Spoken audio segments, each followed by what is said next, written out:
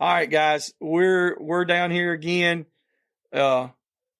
We started doing some segments to where we have a few other friends of ours that come on here, and they're going to answer questions and stuff from viewers and from listeners and stuff. So you can send us questions, send them questions, things that you want to know or want to ask. We got Carter and Ryan from Boars N Broads. They're going to be doing a spotlight, a little deal. I'm going to be they're co-hosting or we're co-hosting together. And then we also got a spot with Uncle Pat, and we recorded it the other night. It'll be out here in just a couple of days. Nate's putting them out. So without further ado, we got Carter and Ryan with the Boars N Broads crew again. So we're welcome, back again, guys. Baby. Welcome. Nice to be back, man. Yeah. Nice to be back. And guys, we were just talking about going to Uncle Earl's. It's a great event. We had a blast, and it's one of those deals where I think it's getting the vibe is definitely changed from what I've talked to so many people that have been going for umpteen years, for decades. Everybody said it's just totally different now. It's more of an event instead of just a bay. And I see that, so it's nice. Yeah, it sure is, man. When it's ridiculous how many people go up there. I mean, it's great atmosphere and everything like that. But like when you first go up there, like this is actually the first time me and Carter stayed. We stayed there for Friday before. We've never been there like a Saturday and Sunday. Yeah, we had never been there during the weekend. Boy, that thing was popping. It was getting it, wasn't it? Oh yeah, man, it was getting it. Like, there was them two old guys that was riding around on that side by side, Kevin Brooks and Rodney Bell. God. Dude, they were they were from a 1990s guy. They was off the chain, baby.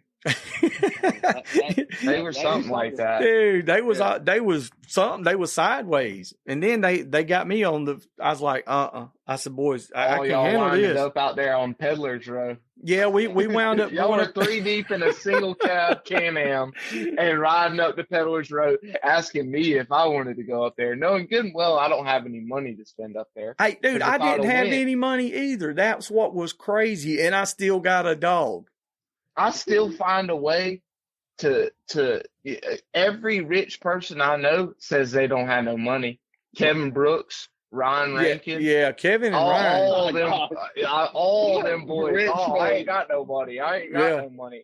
Well, I didn't have any money at all. And you know how you get money? No, I don't, because I don't have any.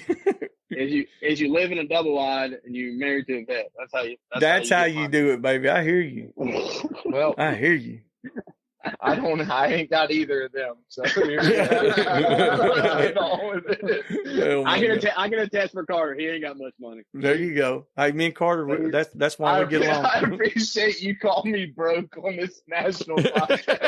It's like, he really is broke. What are friends for? But he hangs out with the right people, so he gets by. And he's single, so ladies. Yeah, he's broken single. Yeah, come on. No, listen, he's got good dogs.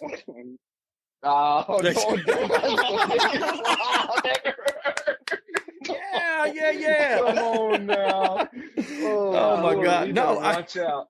Listen, watch out. I was really trying to compliment you, but when I said it, as soon as I said it, I was like, damn. I'm not helping nothing. We better watch out. Yeah. So, but anyway, I got this dog. Kevin Brooks wanted me to get this dog. I'm going to blame it on Kevin. Kevin, he pulls up through there. He said, that is the ugliest son of a bitch I've ever seen in my life. And I thought he was talking about somebody, but he was talking about a dog. It's a 3/4 Irish wolfhound and a quarter greyhound. And so I was talking to Chris Hansen, and Chris said, he priced the dog to me. I was like, that's your dog? He said, nope. He said, well, he was wanting. Chris is just up there. He said he was wanting $250, but I'll take $200. I said, okay. And the guy walked up and he said, hey, I told him this much on that dog. And he looked at him. He said, the guy's name is Larry. Larry said, well, Chris, I said $250. He's like, Yeah, but I know this guy, it's 200 today. I said, Chris, I appreciate that. And then no joke, man, by the time, within 5 more minutes, the guy said, look, take the dog with you, put it to work. He said, I got it to do some breeding with. It's a young dog. So I got a lot of high hopes for the dog. I want to bring it, and so Kevin Brooks can have it to look at it. Oh, there you go. You know, Don't give it to Kevin. Kevin got enough dogs. Yeah, he got 88 dogs up at his house now, Yeah. probably. I got one dog from there last year from Monica Wheelis, and I carried it back to her this year though. I was like, I mean, which dog? It's ready to go to the woods. So Yeah. There was a young guy. He wound up. I think he bought the dog from Monica actually. So I was like, well, that's kind of. And Monica, I told her she had to buy me a case of beer or something. I was like, she got a good deal. I bought the dog from her, raised it for a year, trained the dog, brought it back to her for free, and then she sold the dog. I was like, sold it again. I was like, that Monica's straight out hustling, baby. That's what I'm talking about. So that's an Alabama math for you. that's it. That's how it works. So what all did y'all get into at Uncle Earl's? Shoot, I actually made my way up the road with Kevin and Rodney up there, and I saw Chris Hansen. I got into some of his crawfish. Oh yeah, yeah, it was pretty good. That's the first time I met him, and he's a good guy. Chris is an absolute one of the best for real. Yeah, he's a good coach. I think the funnest time I had was working the pen with a couple of them Southeast Texas legends, Rowdy Ward and Garrett Pico. Yeah, we were the late night reinforcements, and we had been into some cold beers at that point. Yeah, and Jake comes up, he's like, hey, will y'all help work the pen? Or Miles said, will y'all help work the pen? And we were like, yeah, but we're going to do it our way. Mm-hmm. So it turned into kind of like a ranch and rodeo where we were just hyping Rowdy up to rope every hog. Yeah, there you go. But we had a blast for an hour, man. We had a good time. Man, Rowdy's a cowboy for sure, man. Him and Garrett. Huge, yeah. They said, you want some gloves? And he said, nah, I don't rope with gloves on. I was like, boy, you tough, son. We were sitting in the stands, and Rowdy's like, me and Garrett, y'all know where you went off card. He went somewhere, then we told Garrett and I told Rowdy to go there and get in the pen, and we convinced him to go in there, and he went in there, man. He lassoing hogs, and he like body slammed, flipped one. I have to send y'all the video. It was pretty. He suplex. Sweet. Yeah, like the hog's rushing him, and he just overhand grips it and just launches it into the fence. He's letting them know who's the boss. I've heard stories about Rowdy, and he definitely lives up to his name. And shout out to Rowdy, man. This is his birthday yesterday or today or something. Really? Like that. Well, happy birthday, Rowdy! Birthday. All right. Yeah. Big shout out to Rowdy. Them Southeast Texas boys are good folks, man. That's just a Coca-Cola cowboy. Ain't no doubt. Yeah, I got to meet him. Him and Garrett, they came over there to the tent and hung out for a few minutes. And he, like I said, I was busy. I stayed in there in the tack trailer most of the time working on stuff. But what little I did get to go see, I got to watch him rope a few times, and like you said, he's the truth. Ain't no doubt he can get it done. Yeah, that boy can. Rowdy was so good, man. He was roping them from the outside of the pen without even seeing the hog, like running by. Like he was just flipping the rope over. That's how you do it. Yeah, we could have pointed those boys out. They had them Texas tuxedos on, man. They were sporting them times. Yeah, all denim, boy. Yeah, all denim. Yeah, they're definitely. Like you said, they living up to the hype. That's for sure. I know Piku and Rowdy, they sent in an answer. Somebody had asked Uncle Pat a question about some yellow dogs and some bloodlines, and it was cool because they had a lot of history to go with it, and it was pretty informative. There was a few things that I knew, but man, I hadn't even thought of it in 20 years.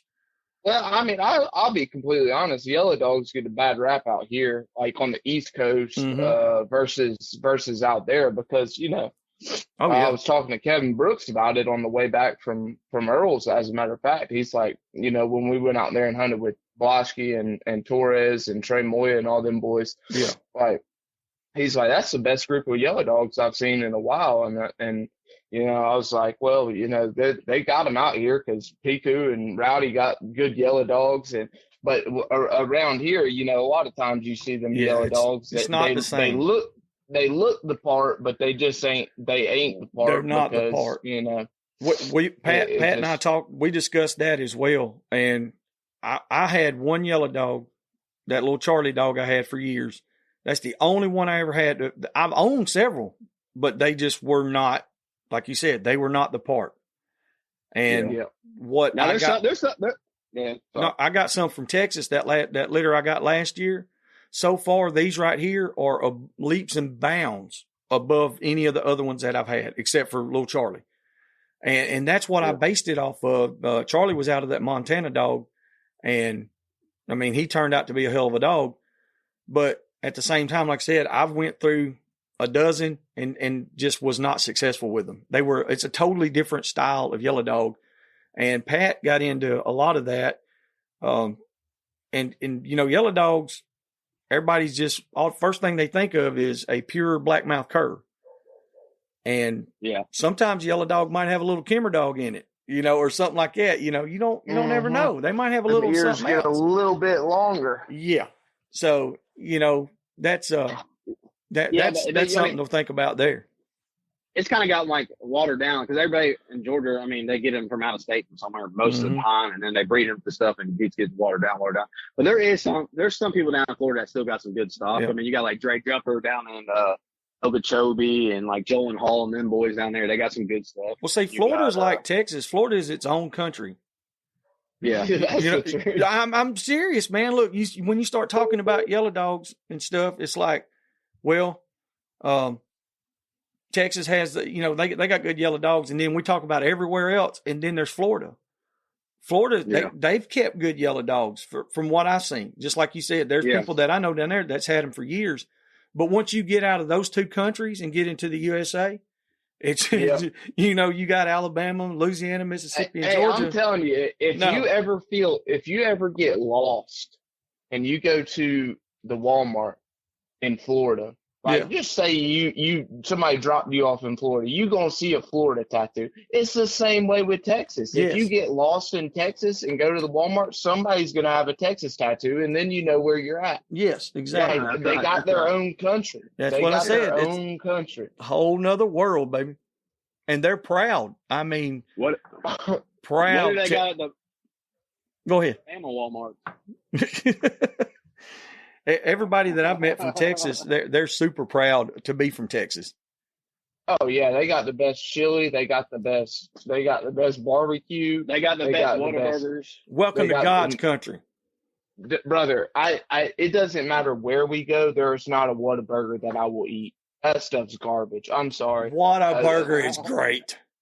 Crucify me. You got turned down from that because of that damn bay y'all went to.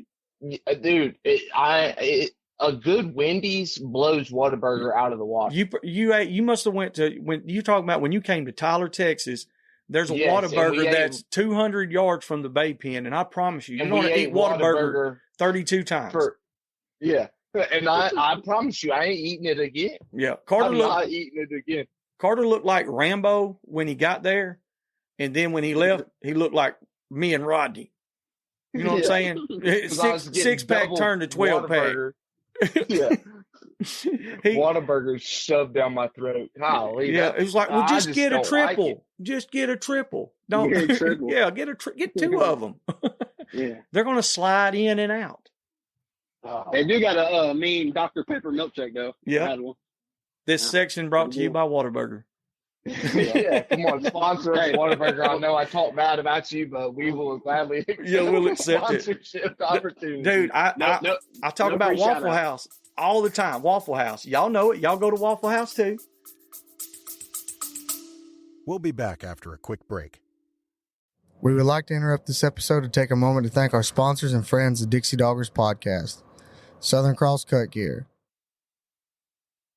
Boars N Broads,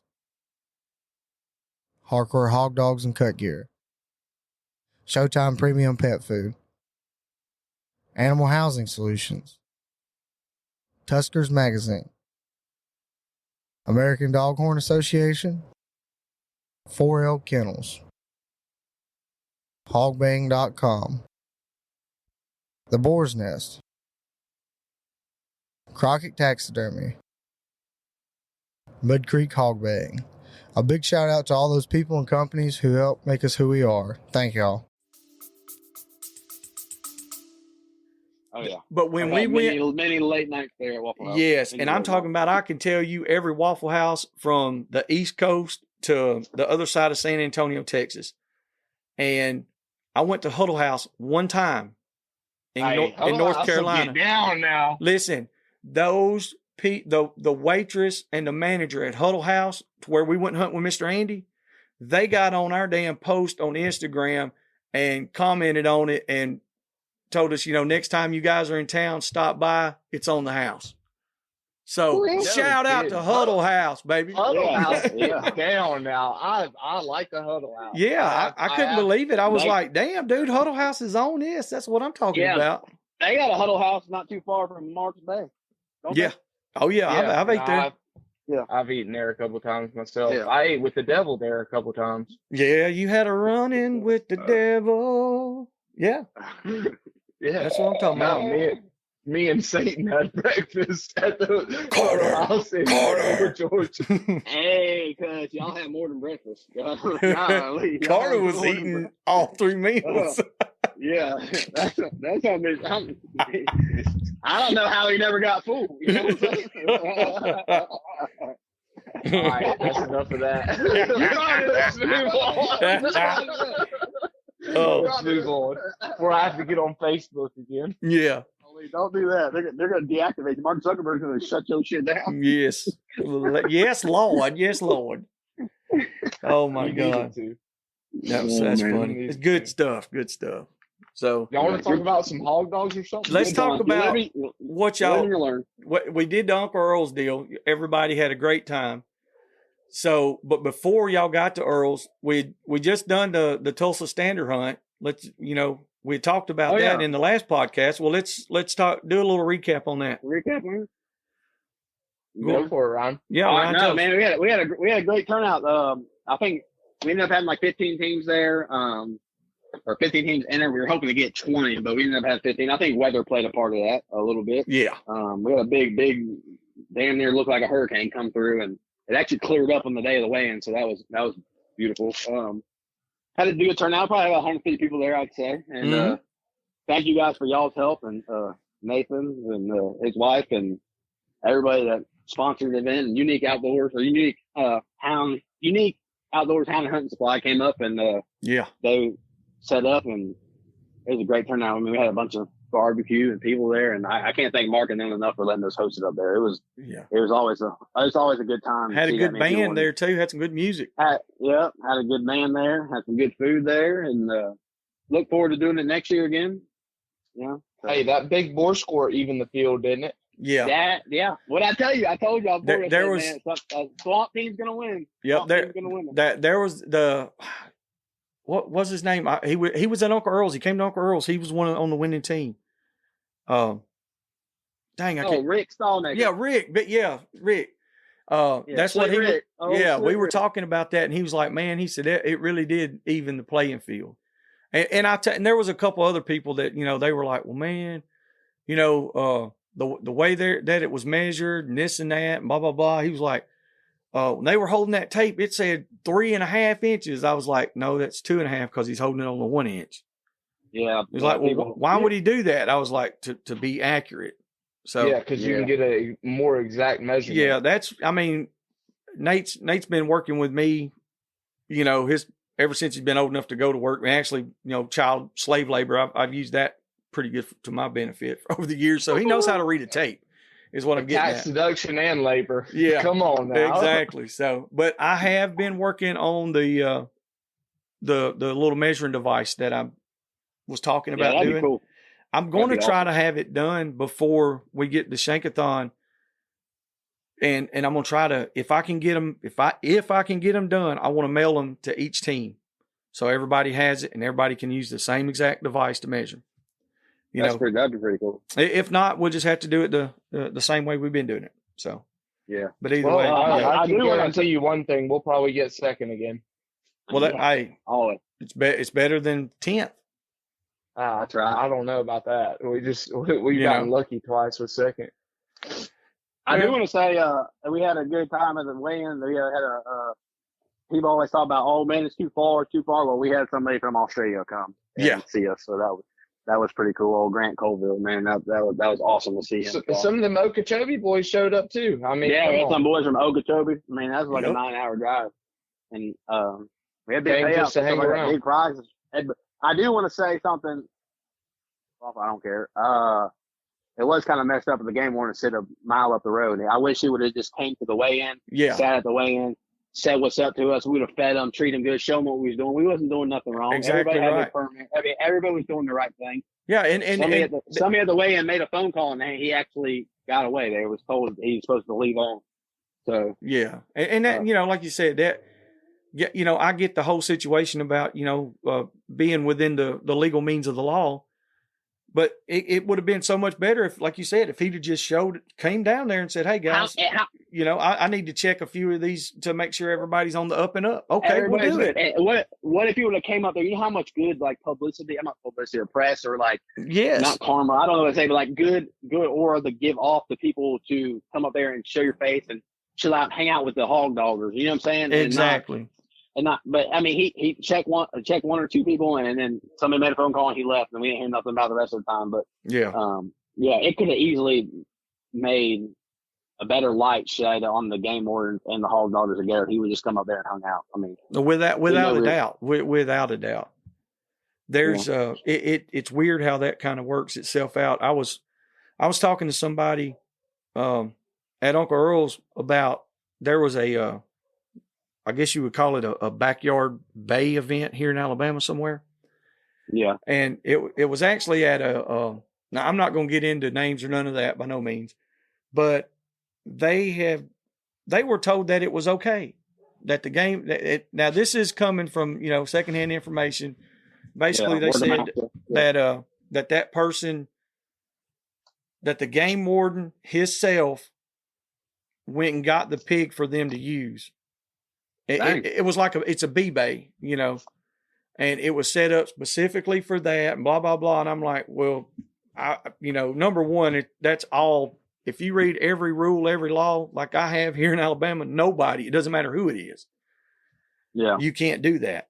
But at the same time, if they can, that's cool. But why would it be okay for one person to do it and then not others to do it, If you've got one person that's doing it and it's in a damn 10 by 10 dog pen versus somebody that would have a actual professional built and go through inspections and all this stuff to have an actual facility, why couldn't they do it?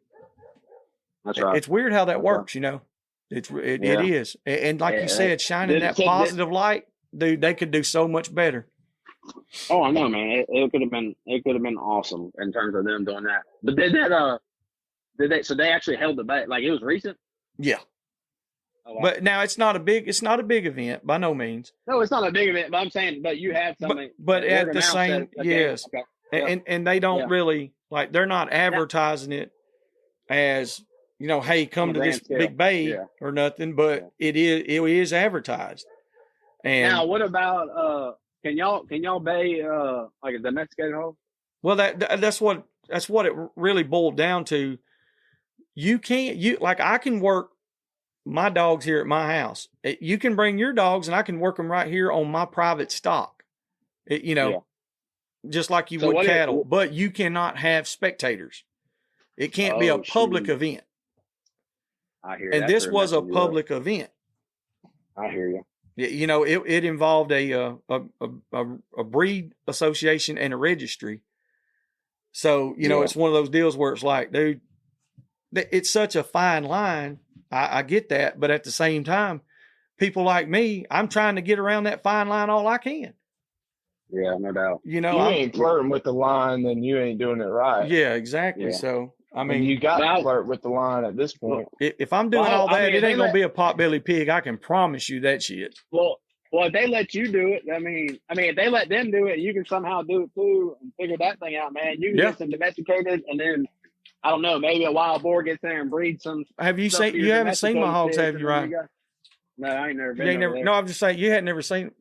Well, hell, when Carter came, he wasn't even here long enough to even check them out. Mine are about like butthead or machete. Okay. Yeah. Okay. No, I'm dead serious. They're 250 pounds. I got old Buford out there. He's got 4.5-inch teeth on him right now. And they're not curlbacks. They stick out, son. They are some hammers. He will teach a dog to act right. But at the same time, he's a domestic pig. He's got some of them are bad now. He's got waddles. He's black. He's got hair on him. He's got long ears and a tail. You know what I mean? I can pet him. Like, he's my buddy. But hey, some of them things are bad. Down at Broughton Island, they got that big old white one, and that thing was smacking some things down there. Yes, sir. Yeah, well, that was. No, go ahead. No, go ahead. I was just say that. I mean, some of them things don't play. No, some of them don't. These actually have been bred down through bay pen stock over the years, and until they were just a formulated breed of their own. And I'm talking about over 30 years. Now, in terms of like y'all trying to figure out how to do a pay or anything like that, I know you're probably working on that and talking to people behind the scenes of it. Oh yeah. Are you part of like Alabama? What do y'all got? Y'all got a Alabama Dog Association or anything yes. like that? Or? Yeah, with the Dog Hunters Association, yes, we are. Man, I don't even know if Georgia even has something like that. I was talking every state does, but here's the deal with that. Like, I thought they had shut ours down. Yeah. But they and listen, shout out to all the guys that are in the Dog Hunter Association for Alabama now. But 20 years ago, it was totally different. They would not even acknowledge us as hog hunters.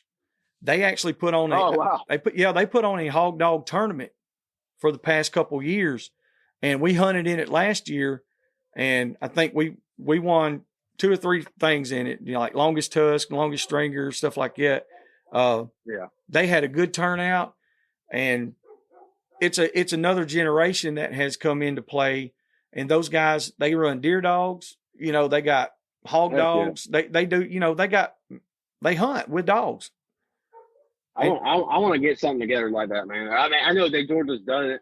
I guess they do it, but we need to do something like that, either the hog dogs or do a Southeast one. Or that's what Southeast Hog Dog Association. That's what we're working on. That's exactly what we're working on, Ryan.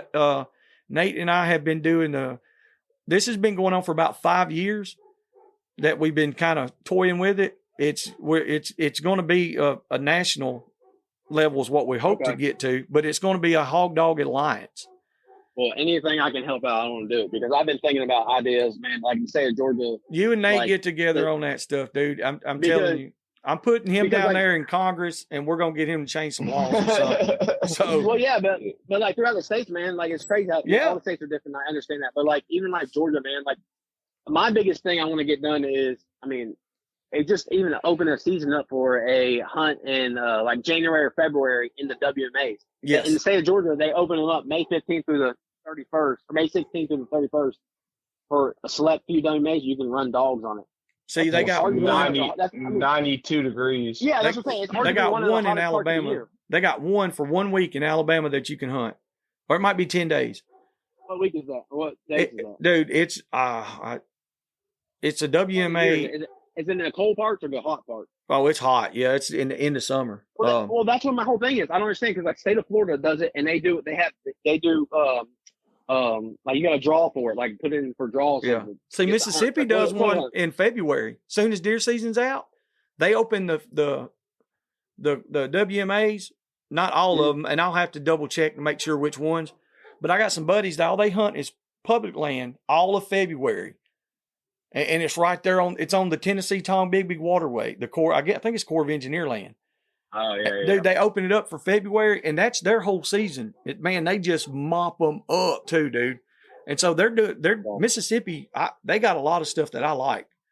And South Carolina does the same thing. They do something like that, but they do it in the kind of like Florida. But they'll do it during deer season. They'll shut the WMAs down for a week, and they'll do it during deer season too. And I don't understand why they can't adopt rules like that, or adopt things like Florida and do a quota hunt. They can. You actually got to put in for it. But I don't understand. They really think the hogs are that much of a problem on these. Yeah, why are we not doing more to stop it than, It goes back to the turkey season thing you was talking about in the other episode, when you were like, when the guy was you was talking Fuck about turkey hunters. Yeah.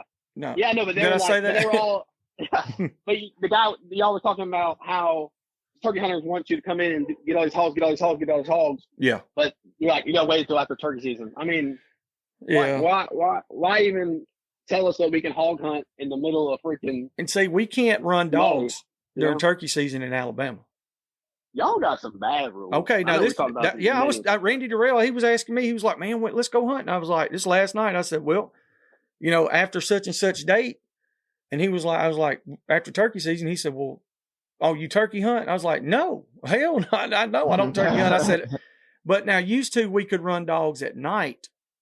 But there in our rule books, it says no running of dogs after 3 a.m. till sunset. So all daylight hours, you can't run a dog. Yeah, that's not. But now you can run coon dogs and stuff at night. Here comes that fine line I was talking about a while ago. We have a special nighttime season for dog and knife only. All right. Yeah. It starts in May and it goes till October. Okay. That's dog and knife only. No guns allowed. Okay. That's the nighttime season. Now I can hunt during the daytime all I want, except for turkey season, even through deer season and all that. So how messed up is that? So actually, if you're going by the rules, 1,000% and you're legal beagle from the time deer season ends till the time turkey season ends, I can't even hunt at night with dogs. Damn. Now, Yeah. but when you were talking about when the gun thing, is that you can't have a gun on you? No. Wow. Yep. That's But now you can you can buy a $15 permit to hunt coyote and feral swine at night with a thermal or night vision. From February the 11th. Yes. Well, I never go into Alabama, especially Jasper, Alabama, at nighttime without a gun on me. No, listen, dude. Hey, listen. I forgot about the time change. Where were we going, Joey? Oklahoma. Yeah, and I showed up at the shop at about 3 o'clock in the morning. Yeah, because we was gonna leave at 4. Yes, and I showed up at 3 o'clock, so I was like, well, I'll get a little bit of sleep anyway. And man, there's dudes out there picking up cans and rattling around. Oh yeah, that one dude, he used to keep an eye on the shop for me. He had it under control, but I just didn't know the fella, so I was a little concerned about what we had going on out there. Yeah. Yeah, it can get, the thing about it is I never had any issues, but there's other people I know that have had a lot of issues. They're like, one guy, bless his heart, he owns a flower shop. He's the coolest dude in the world. And this guy kept breaking into his vans. He delivered flowers, and he had him on camera breaking into his vans. This dude has called the cops. They go and arrest him, and they let him right back out. So they done it 13 times now. And all right, the last time that they got him, he got back out. He went up there, took all his clothes off. He's on camera now, butt ass naked, breaks in the man's van, and pleasures himself on camera in the man's van. And his name was Rodney Bell. Listen, Rodney, the old big balls, he didn't do that. No, it was crazy because this guy at the whole time, he used to come by the shop, and I didn't know it. Man. Yeah. And once I found that out, I was like, don't ever come back. Don't. He was taking them long bathroom breaks. I was like, no, God, no. But dude, it was crazy. I was like, how come you can't do anything? And keep in mind, this guy is, I think he was a Army Ranger, and he's been a veteran, and he served our country. And this poor guy is having a meltdown. He is trying to restrain himself so much to keep from doing something that he's going to regret or have to face consequences for. Let's put it that way, And he just couldn't get no help. I was like, dude, I said, I don't see how you do it, man. But But other than that, that's the only time I've heard anything like, that's kind of shady. But you would see some of the people like where we live at though, and you're going to definitely think it's something shady. There's no doubt. I like old Jasper, Alabama. I ordained a wedding up there one time. Had a good time. You sure did, and they wasn't even related. Yeah, no kidding, man. They did have the same last name at the end of it, but I ain't so sure about that. Yeah. Move, dog. Nathan's puppy's in here driving me crazy. I don't know what he's doing, but yeah, that time change it threw a wrench and everything that time, didn't it? Oh man, we had a good time. I hadn't slept in about 3 days. That's another bay I wish we could get back going. Rusty said he was going to try to get it going. Yeah, Rusty gave me a holler. I don't know. It was probably end of February. He just tried to call just a minute ago. Oh, Rusty for show, may show. That's it. For sure. He that man, he had some hogs out there, son. Ooh. Yeah. He had some rank some bitches, boy. Yeah, them were fun, man. That was a good time. But I'll wake up and see old Ronnie Creek out there sleeping on his cot up underneath the stars. Ain't nothing better than that. Old Pawpaw. Old Pawpaw. Yep, that's Hey, good. Sorry. No, I said, yeah, that's my Pawpaw there. That's all I'm saying. Oh, that's right. I like go around. But now that the turkey season thing, man, I don't know. Like you were saying, Ryan, about being able to hunt these WMAs. I don't see what's holding it back. Like, if they could tell us, what the issue is and why, like we can't hunt from certain ones from February to March or whatever, during the prime time. Yeah. If they could just let us know, man, that would be helpful. Well, they do host. Apparently, I just found this out. They host like meetings or like proposal change meetings, stuff like that for these regulations and stuff like this. And they have like certain ones throughout the state. So we're not going to them. Yeah, I just need to get off my lazy ass and figure out when it is and actually go to and show up and actually present a case. I might need somebody else to talk for me because I don't talk very well. But well, that's the problem that we had, the same thing. And shit, in 2010, I think, 2008, somewhere in there, we started the Alabama Hog Dog Hunters Association. And it started out pretty good, and then it kind of pissed around a little bit. But, man, after that got started, that's when they took all our hunting away from us.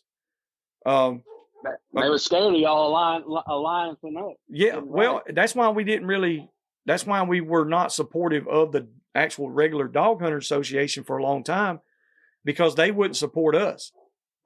The guys that had deer dogs, they would all band together and go down there and speak out against us and other guys too, not just us, but they wanted to be the only ones running dogs. And so therefore there's power in numbers. Yeah. And I honestly think, like, man, it's no offense to nobody. I mean, I'm getting older too. I'm 30 years old now.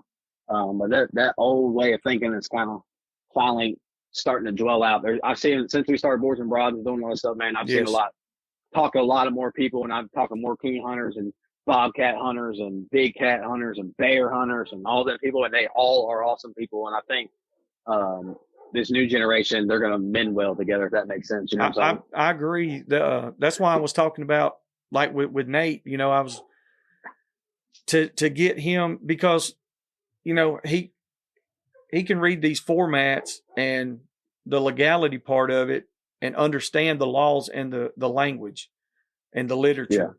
Yeah. And, I can talk a good game, but the thing about it is I can't beat them. I can't beat people that make the laws at their own game, Okay. If I go down there and I speak up and I don't know exactly what's going on, then I'm just pissing in the wind. And like you said, that part of it, having somebody that knows the laws, and then hell, I've seen a lot of people, not just dog hunting stuff. Like, I ain't never really been a part of a dog hunting association, but I've seen unions and stuff like that try to get together, and they fail because, one, people don't want to pay their dues to do something. Two, they don't know what they're paying their dues for. And three, they don't got a good lawyer on retainer or something like that to go out there and speak for them, Yes. So I mean, that's money's the root of all evil with that too, as well. Here's what we were doing when I was talking about the alliance earlier. Okay, so here's what our format was. All right, so say you pay a yearly or annual membership, and nowadays, guess what we got? Everybody's got a cell phone, everybody's got a smartphone, and they have apps. Right. So you have an app that shows you basically just like Jerry Lewis used to do those telethons. So you can look and see how much money is in the account and what the expenses are for. Every member, every dues paying member can access it. They don't have access to the account, but they have access to see that's nice. what their money is doing. Because you got to have a lobbyist. It's 6 figures to get a good lobbyist to go to work for you. Yeah, that's what I meant. Lobbyist, not a lawyer. Well, a lawyer is going to help because I got a daughter in law school right now. And there's a plan. Like this has been a plan for a long time. We bred her up right, boy. Listen, I've got a son that's got degrees in forestry and wildlife and biology, and then I got another daughter that's in law school. We got to change something. You just need a game warden kid now. That's all you need. Then you have it all. You have kids to get you out there and find you hunting properties. You'll have kids to get you out of jail. Yeah. And then you'll have kids when you're in jail to fight to get you out of jail. That's right. Well, the funny thing about that is like Nate, his roommates and the guys that he went to school with, there's 4 or 5 of them, and every one of them, they all changed their majors around and swapped it around to where basically in the next 2 years, they're going to have one big firm. And, you'll have somebody who's a game warden. You'll have a forester. You'll have a wildlife biologist on hand. All of them will be in one building. That's nice. So, I was like, hey, and I'm going to just ride around, check hog traps, and I'm going to trap and thermal hunt. Is what I'm going to start doing, boys. Oh, Lord. Yeah, I'm going to keep me a dog, too. I'm going to keep a dog, man. Calm down. Damn. Yeah. You have a little lap dog. Yeah. A lap dog and a jar full of peanut butter driving around. Yes, sir. Smooth peanut butter, baby. But that's like you said, the younger generation, guys my age and older, and I've preached it time and time again, is all they do is bitch and moan at these young guys, and they don't want to help them do anything, but yet they complain constantly. So I tell them, hey, well, why don't you try to be helpful first and see how that goes? And guess what? It works. Also, this is not 1980 or 1990. Things have changed. Right. It's a whole different world. We can't have the same way of thinking in today's time. Me and my rotary phone don't work. Yeah, you got to step it up to a bag phone. I got to get that bag phone, baby. That's right. You got to get up. You got to upgrade a little bit. So, I mean, I think with getting something started like you're talking about, Ryan, like I said, and I'm not just going to say it's just us that's been talking about it, because there's guys all over the country. I guarantee you they've all thought about it or discussed it at some time or other about some kind of deal. You see it online all the time. You see it with the people, I don't know what it's called now. They just changed and they're all merged up. The Hounds and Next people, they're always lobbying for bear hunters or big cat hunters out west and stuff like that. And without a doubt. I've never really seen any of that actually take place in the Southeast. You know what I'm saying? No. So it'd be cool to see. And I know citizenship in like 7 states from signing those petitions. Mm-hmm. They're like, are you a member? Are you a citizen of New Mexico? I'm like, yes, I am. Yeah. But that's what it comes down to. Now, keep in mind, they have a lot more outrageous laws that they're having to fight than we are. And I think that has a lot to do with it, is because, like I just got through saying, the old style of thinking, that still goes on in the Southeast. And there's still a lot of like you said, somebody made one call at the bay pen or at the weigh-in, and that game warden left. Now, if you'd have been in New Mexico and somebody would have called, that they would have never even known that game, so what? That game warden would have wrote more tickets. Yeah. It's the kind of the good old boy method. And so I think a lot of guys, they're not really worried about it. they're like, nah, it ain't no big deal. Yeah, I mean, they're not really worried about it because it doesn't pressure them at this time. But it's all coming down the line. It's coming down the line. Well, it's already. I mean, I hate, like I said, I hate to be the guy like that, but I seen it here in Alabama go from, like I said, there was 0 laws on wild hogs, none. You could do whatever you wanted, and then within a couple of weeks, you couldn't have a live hog at all. That's crazy. It just, yes, it went from 100 to 0. So if people think that it can't happen, well, you're wrong. Yeah, that's exactly where you mess up, is when you think it can't happen, because that's when it's going to happen. Without a doubt. So, but I don't know, man. I get pretty passionate about that subject there, and I can ramble on about that for hours. But there's strength in numbers, and we all need to stick together. We're all on the same team, even though we might not like each other a lot. But as long as if everybody's running dogs, I don't care what kind of dog it is. Well, I'm glad y'all are, even Nathan and I've been working on it for a couple of years and trying to actually figure it out. Instead of most people just like me, just sit here and talk about it and have all these ideas, but do we get off our ass and actually do it is the question. You know what I'm saying? Well, we got to have more people. We got to have more people. So you bringing it up now, I know that you're interested in it. And see, I should have done got off my ass and brought it up to you already. So what kind of a spokesperson am I? Not shit.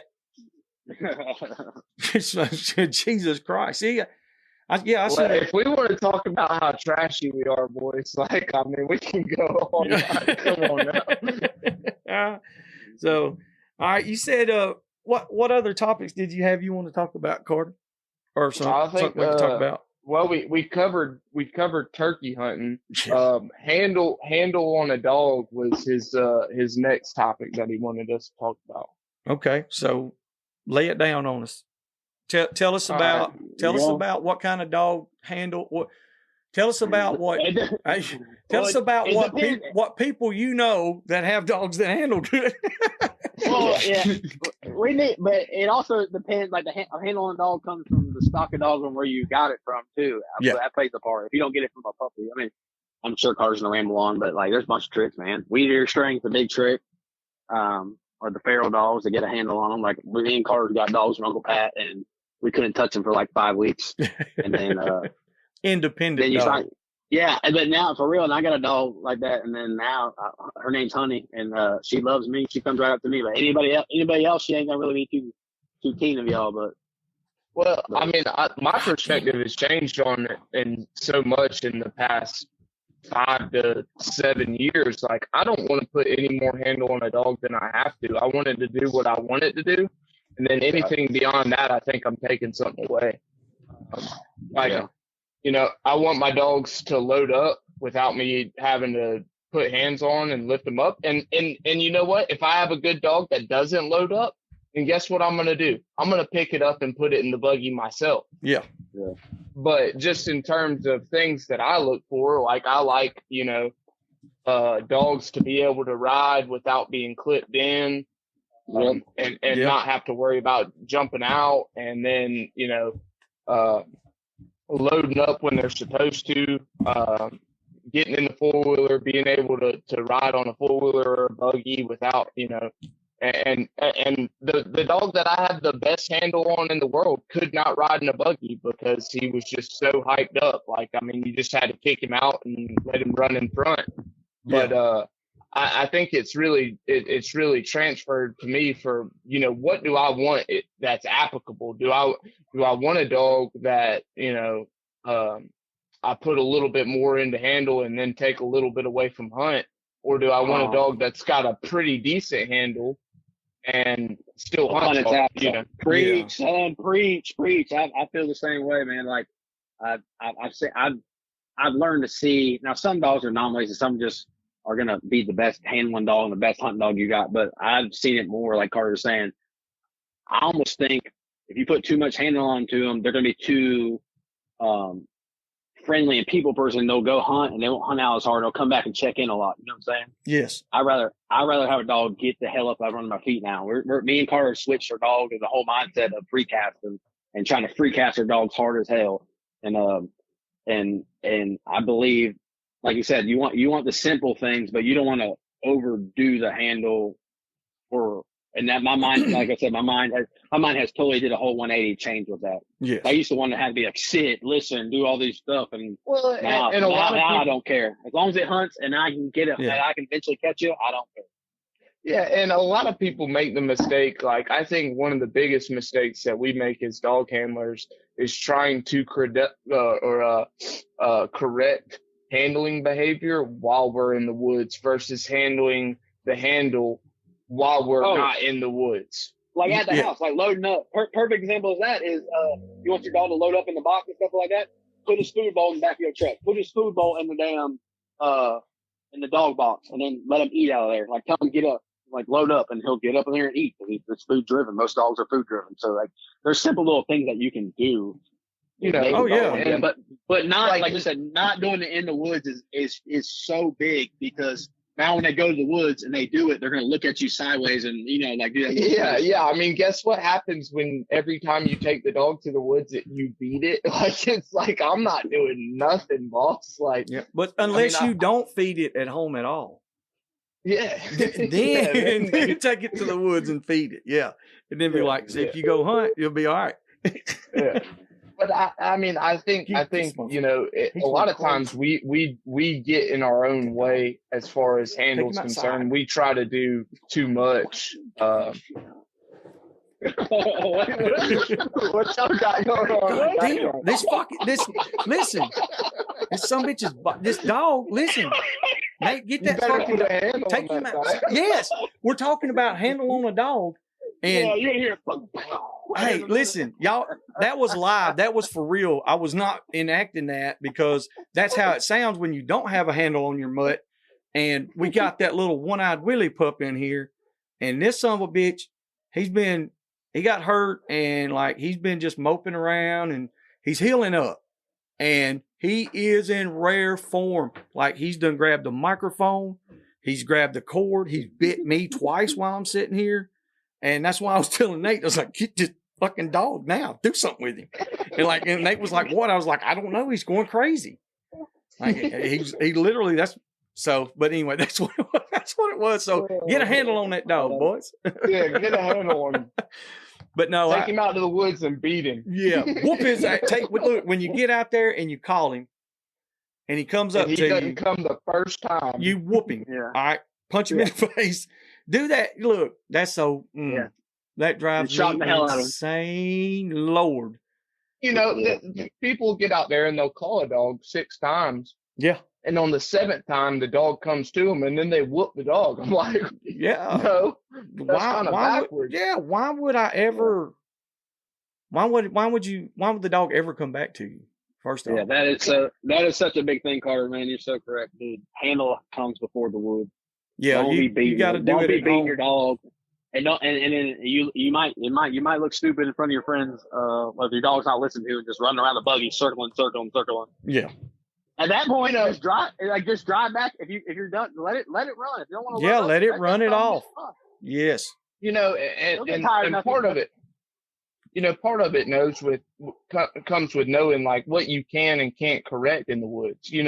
Like sitting there just like beating a dog or shocking a dog because it won't get off of a hog. Like instead of doing that, clip the dog and walk the dog away from the hog. Yep. And until he's starting to go again, because a lot of people don't understand, like you're not going to get a relay off of beating a dog. You're going to make that dog have an association between catching a hog and getting his ass and getting beat. Exactly. Yeah. So you're taking out that natural drive. If the dog won't listen, not all dogs are going to relay as soon as you get them. A lot of times it takes a lot of work to get a dog to relay. Yes. And then it can take a couple of years, Oh yeah, 100%. And then once they know, then you can smack them in the head and say, "Get your butt out of here." It's once they know what they're there for, and once they know, I mean, it's just like people. Once they know what is expected of them, normally they're going to do it. And then sometimes you got to come over that head with the backhand. Yep. Well, when we all went hunting together the first time, we had never been around each other's dogs or none of that. And I brought a couple of dogs that they're probably the most timid dogs that I have. And, they're more just like a stop dog, a help dog.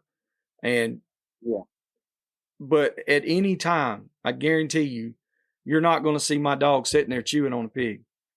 Ever. If it's caught, all right, or I got my hands on it, you get your teeth off of it and you go on about your business. I've heard so many people try to tell me this bullshit about, well, my dogs are just high prey drive. If your dogs had that much drive, blah, blah, blah. I'm like, I can't box my dogs together. Yeah. You know what I'm saying? I know a little bit about that. Well, I don't want my hog, or I don't want my dog to let go of the hog till it's dead. Well, that's good, bud. But there's 4 more hogs out there that we could be catching. Yes, I want them to roll out. And look, they don't even my catch dogs. Like you said, there's more hogs there. I don't want my catch dog to take off and go. And some people, I get it. I understand. A catch dog, that's a different kind of animal. You get a meathead that has got a lot of drive to him. That son of a gun just wants to go. But my dogs, once we're caught, that's their job. It's done. They need to sit down and wait till I get done. The only time I ever let a dog bark at a pig that's tied up or we got killed or whatever, maybe gnawing, is if I brought a puppy to the woods. Well, there's a time and a place. First or second time, bring it to the woods, and I'll let them pull with it a little bit, and then I'll dissociate it with it, like Carp said, put it on a leash, walk them off, walk them with other dogs, kick them, have somebody else walk the dogs together and kick them out somewhere else and let them run on. Then we'll let the hog go or whatever. And you can sit there and tell the puppy, good job, boy. And then you say, all right, come on, call hog. Give them a cue that they can associate with. Okay, my job here is done. Yep. A lot of times people don't give their dogs the proper cue. They'll sit there and just yell and swat at them and scream at them and stuff. And it can be as simple as call hog, get out. Yep. And a lot of times I think people think that dogs speak English and that they are articulate in their thought process and stuff. No, that they just associate. It's a sound. It's just an like association. if you sit there and call your dog a stupid idiot in a nice voice, it'll come up to you wagging its tail. It's like, oh man, hey, what's up, boss? But if you sit there and say, I love you so much, dog, they'll cower down. Yeah. It's all about tone and diction and how you say things to the dogs, and that's the association that they get. Yes. And I think a lot of people just they say too much to their dogs and think their dogs are. It's a dog. They are intelligent creatures, but at the same time they don't speak English. You're saying too much to them. That little bulldog, that Deuce dog that I've got. I started using lead-in catch dogs again, which I always keep one, but very seldom do we ever use it. But anyway, it's funny that you say that because the training method behind him was I talk nice to him and pet him when he catches a hog and lets go. I've done that like 3 times. And this is no joke. When he's caught, I can go in there, flip the hog. He'll literally let go and lean up against me and wag his tail and just I did it, boss. Yeah, and that's it. Literally, he's looking at me saying, all right, fucking pet me. I did my job. Yeah. And I'll tell him, just hold on a minute, buddy. And he'll literally sit there until I pet him. And then when I pet him, he'll just walk over there and he's cool, Now, all dogs aren't like that, Right. No. Yeah, no, different dogs are going to take different things. Sometimes if you get a real knucklehead, you might have to thump on him a while after, I got and then one you'll like figure that. it out. I got one out there right now. He's retarded. He's all messed up. It's funny. I think it's you have to look at each dog individually and evaluate. If I Like Champ, if I raise my hand at him, that joker will cower down and like, you know, he's like, oh, he's fixing to whoop me. Girl will sit there and stare at me while I got my hand raised She because I gonna ain't bite never you. hit her. She gonna bite you. Yes, I mean, she probably would, but I ain't never hit her because like she doesn't, that don't do me any good for her. She like, she's smart enough, like she picks up on things in a different way than Champ did. So, you know, if I sat there and whooped on her, then she would never hunt again for me. Yeah. And I think part of the reason is people overthink. They think they got to do so much for these dogs. They really don't. No. Everything you do is taking something away. Yeah. So that's why I said, like I said, we talked about the whole 180. I've changed, man. Like for real, I've let my dogs do so much stuff I would never let them do anymore. And they've been hunting hard, shitting man. in the box. Yeah. Yeah, like I'm not gonna beat her for shitting in the box. I mean, I wouldn't do that in the first place, but some people do that, man. Some people, I don't know. Yeah, why'd you take a dump in the box and then take him out, whoop him, and then expect to cast him? Like, what are you doing, man? Like, man, like they're dogs, they're animals, and we're using them to have fun and hunt hogs and stuff like that. So I just kind of been letting my dogs now do their thing. Let them be a dog. Let them be a dog, and they keep hunting for me. By God, I'm gonna keep picking the shit up out the box, I guess. I don't know. I learned that Hey, the hard way, man. I learned that the hard way man. from doing it, man. Just like Carter was talking about, you know, putting a hard hand on a dog. I raised so many bulldogs. You know, you had to do that with a lot of them, and yeah. But once I got into all these other different kind of breeds, dude, some of them cannot take it. Just like that's what I was kind of going back to, you know, what he was saying is, I got one dog, I can just reach over there and, like you said, just thump him on the head, and that dog he's done. Like, he's not going. Yep. That's it. It's over. And then the next one, you could probably hit it with a bat, and he'd wag his tail and be like, okay, what's next? Yeah. Hit him with a 2x4, and he'll get up and cast for you. You know, but that goes to that lineage. That goes to that lineage Ryan was talking about when we first started.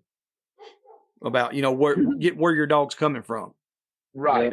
And another thing, you know, you just have to put yourself out of the way and be able to read the dog accurately without having your own opinion attached to the dog. Yeah. You know, my dog should do this, it should do this, and it should do this. How'd you learn that? What happens when your dog doesn't do that?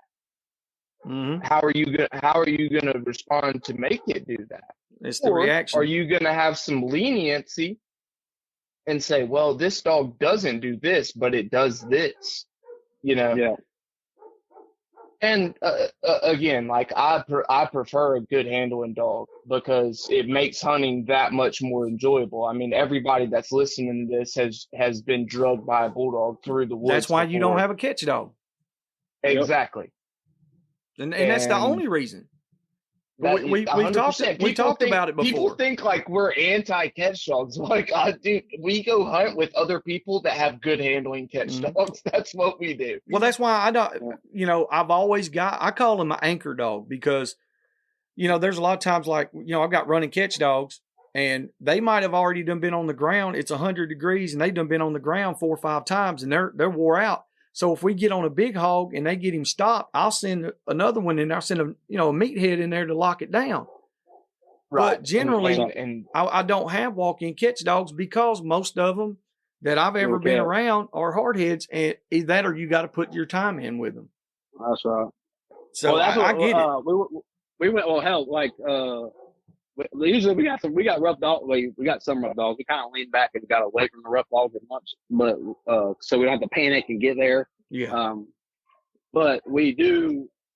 The other day we went hunting, and I'm so pro tie everything. Like Carter knows, man. They could be 5 pounds. They could be 380 pounds. I'm so pro tie, and then we'll walk it out 4 miles to the buggy. Yeah. but Carter posted that video of a hunt the other day. We went to a place down by Carter's house. We just got there. We had 3 female jit dogs and a puppy.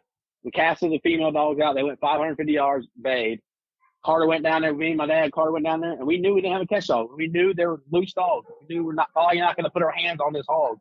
Carter went there and dropped it with his lever action. And how much flack did we catch on Facebook? They were like, why ain't y'all, like, dude, we tie everything, and I go in there and dome a sow. And I'm like, the one time. The one time. And I was excited about it, man, because I was like, man, we knew, like, when we told what dogs we were taking, I was like, Cardi, bring the guns, because, I mean, I know we're not going to catch them. Yeah. I knew we weren't going to put it. Unless it was 10-pound hog, I knew they weren't going to catch it. Yep. You know, and I think it's good for dogs to experience different stuff, because all three of those dogs, if another rough dog had been there, all three of those dogs would have been help catching.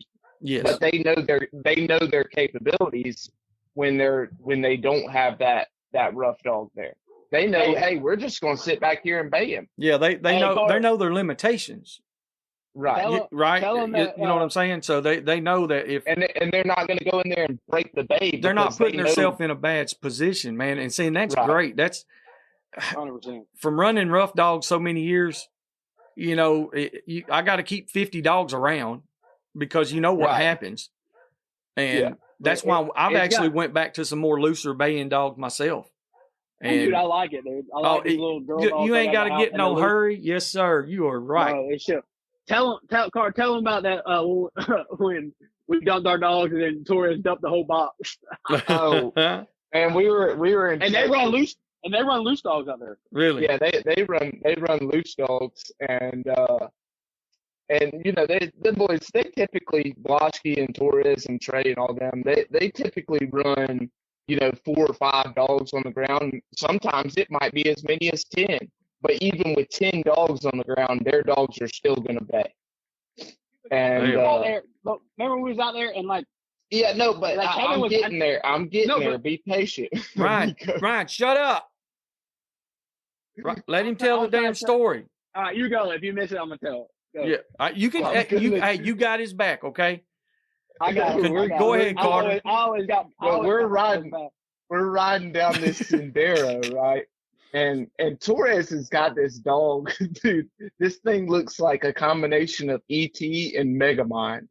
Like, it's got this big old forehead and these like carp eyes. Oh shit! And Ryan and I are riding behind him. And old PJ is tied on the back, and he starts throwing his nose up, and we're like, man, he might be winning something. And then he goes, oh, and Torres like reaches back there to swat him. We're like, no, he smells one. He smells one. I promise you. Like all the dogs.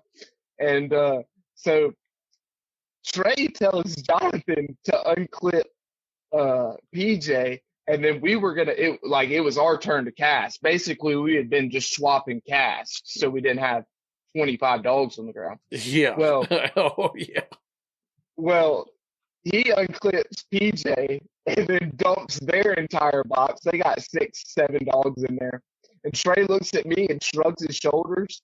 And he's like, dump y'all's too. So we send them, and Ryan turns around. And goes, whatever's on the ground is fucked. Yes, like, it's over. It's getting caught. It's getting caught.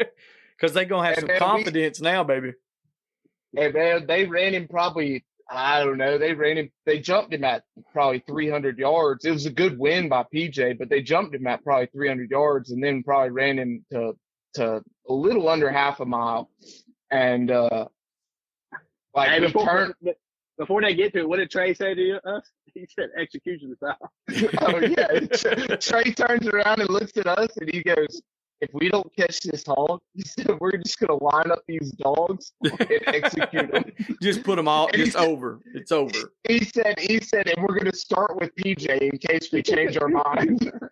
Yeah. The boys, they're hard on each other's dogs, but man, we go down another Sendero, which is a road for us, you know, like they got it. I was fixing to say, explain it to everybody in the Southeast what a Sendero is, or a 2-track. A Sendero is basically it's a shredder row, and a shredder for us is a bush hog. Yeah. So they just have a bush hog row. It's like a power line, right. Without a power line. It's a little bit thinner than a power line, but a mott. Tell them about a mott. Yeah. Okay, so a mott is a big head of like weesatch trees, and weesatch trees are just big thorny, short trees. They look like a blueberry bush, but with knives on them. Yeah, with knives on them. Everything in Texas will stab you, stick you, or bite you. Or screw you. Yeah, yes. And the devil.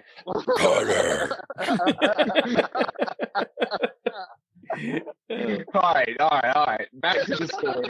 I'm gonna have your baby. Oh, baby. Oh, yeah. So we turned down this next Sendero. God, he made me feel so good. Oh, what? Never mind. We turned down this next Sendero, and like there are cows, like big black cows everywhere. And that's one of the differences out there. You know, out in the East Coast, like if you see a cow, 99% of the time, it's going to be in a big green field, and it's going to be with a lot of other cows. Yeah, big pasture. Out there, those cows will get in those Weesatch trees, and they're just like, you know. And we had already had a couple. Yeah, we had already had a couple running with cows. And we were like, uh-oh, we have too much heat on the ground. If it's a cow, it's in trouble. And so we're driving through cows on the way to the bay or the catch, technically. And finally get up there, and there's like cows all over the bank of this pond, which they call a tank. Yeah.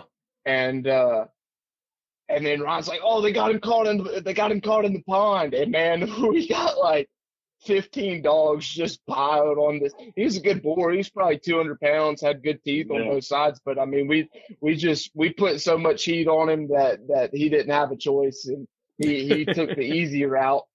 Well, I was gonna say, you know, we were talking about the loose yellow dogs. Their dogs was catching. I was getting to a point before that story. I was trying to tell you. I said, like when we first got out there and started hunting, like they'll cast their dogs out. Them things will be bayed up, and they'll sit there and drink a beer or two. We'll sit there and bullshit. And Kevin's like itching at it, like ready to go catch his hog. Yeah. And I'm like, Kevin, they're like they don't care. Like they'll let them things bay for 45 minutes, then go catch it. Like they'll just sit there. Yeah, let them get some exercise. There's no rush with them boys because they know their dogs are so loose, and I kind of like that now. I used to be that's what I was trying to say. Like they're so just chill and just like, you want to go catch this hog? And we're like, yeah, I guess so. We'll walk down here and catch it. Yeah. Hey Ron, what about when Girl and Honey were out just in?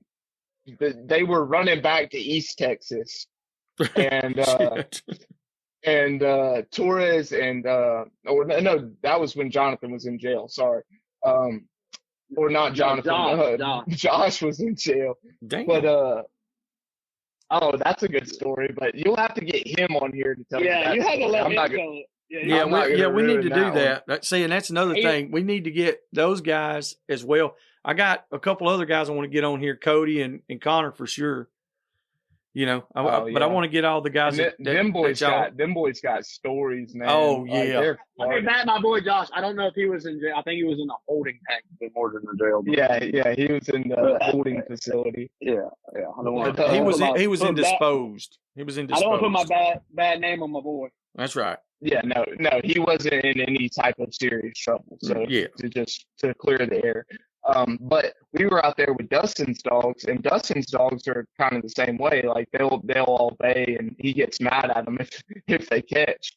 Well, like the two loosest dogs we have, Ryan and I own, the two loosest ones, like come back to the bay, and they like immediately like catch the hog because it's 140 pounds with 2.5 inches of teeth hanging out of his head, and we were like, well, sorry. And they were like, oh no, it ain't y'all's fault. He said he just got too pressured, and they all decided to wad up on him. And you know it's funny because that was the two loosest dogs that we have that got there, and then that's when they decided to catch the hog. They decided to catch it. But see that, you know, and those guys, they understand hogs. Like you said, most people would have said, well, you know, the other dogs got more confidence because these dogs showed up, blah, blah, blah. But like you said, the hog was getting pressured. Those dogs knew that, hey, we better pile on him now or we're fixing to have to run him for another however long. And so they're reading their dogs, and they know hogs. I know one hog they didn't want to touch is that one up under that damn washout bluff. Oh man, we caught one up under a big wash, man, and I'd walk down there with the big camera and I just see nothing but tips on him, and I was like, boys, That's strap put in. the GoPro on that dog. That's the only put the GoPro on. Yeah. That has some We're like, boys, I've seen strap that. I've seen in. that He's video. got some daggum shanks. Or that post that what y'all posted that video of the. Yeah, man, it turned out good. It turned out good. Shout out to Dixie Doggers and Did the collar hold up good? Yep. The collar did. I got my camera's. I was thinking, say, did you? I was looking at the GoPro 10. I was going to get one, and I didn't know how the housing and stuff was on it. Is it the same style housing as the other ones? There's no housing on it. Oh, it's all shit. waterproof. You see Well, and that's why I was going to get it, because it was completely waterproof, and it also has correct me if I'm wrong, but like a water resistant thing over the lens, so it sheds water. And it does that, and then it also has like inside the video, almost like a what they call a gimbal or something like that. Yeah, image stabilization. So it don't. Man, and that makes a big difference. Oh, like, yeah. Like, I'm not putting down what Rodney's does, but like when you look at the video on that 10 versus a 3 plus, it's like, totally it ain't different. even close. Well, and that's what we were talking about, because the main thing is the price difference, and like we're running 4 setup, 5 or 6, however many we got at one time.